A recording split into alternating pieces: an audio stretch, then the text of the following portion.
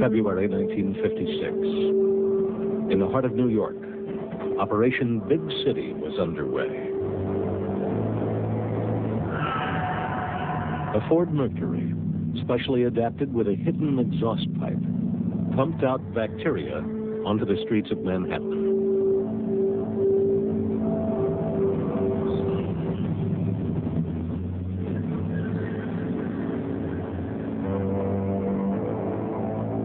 Undercover agents entered the city's subway system, their cases equipped with tiny motors, which covertly dispersed the bacteria Bacillus globuli. 10 years later, the Army returned.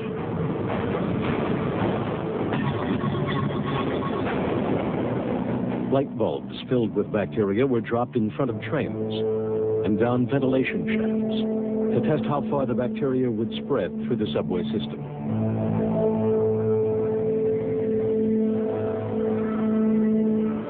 For years, these public experiments were kept secret from the citizens of New York.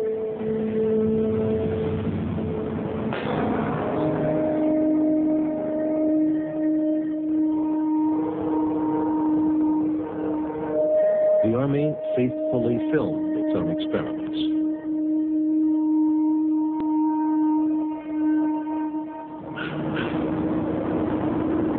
This Washington, D.C. bus station was the site of another secret test.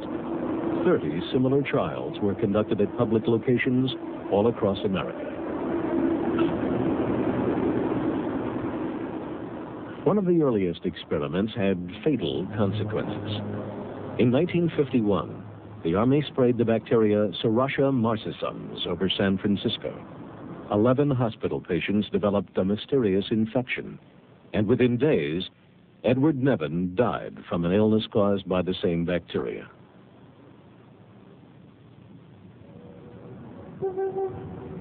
In 1953, CIA employee Frank Olson leaped through his bedroom window on the 10th floor of this New York hotel. 9 days earlier, a fellow CIA scientist had secretly spiked his drink with LSD. It took the government 22 years to acknowledge its role in Frank Olson's death. Another cover-up concerned the death of a civilian, Harold Blower. Suffering from depression, he was a patient at the New York State Psychiatric Institute. There, he and 5 other patients were unwittingly tested with mind-altering drugs by doctors who'd signed a secret contract with the U.S. Army. Again, it was more than 20 years before his family discovered the truth.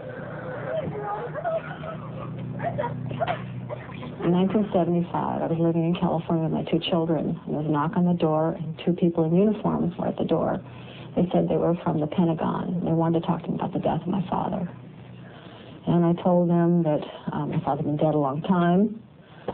They came in and they told me that they had found papers at the Edgewood Arsenal in Maryland. And these papers had information about my father's death. It took Harold Blower's family 15 years of fighting the government in court before a judge's ruling established the facts. On January 8, 1953, between 9:53 and 9:57 a.m., my father was injected with 450 milligrams, or 6.47 milligrams kilograms of body weight of EA-1298. According to the drug study notes, at 9:57, my father became very restless and had to be restrained by the nurse. He began sweating profusely and flailing his arms wildly. At 10:01, he pulled up in bed, his body stiffened, his teeth clenched, and he began frothing at the mouth. Similar reactions continued for over an hour. My father was still talking and moving his legs randomly at 11:05. Finally, at about 1.5 hours after the injection had begun, my father lapsed into a coma. He was pronounced dead at 12:15 p.m.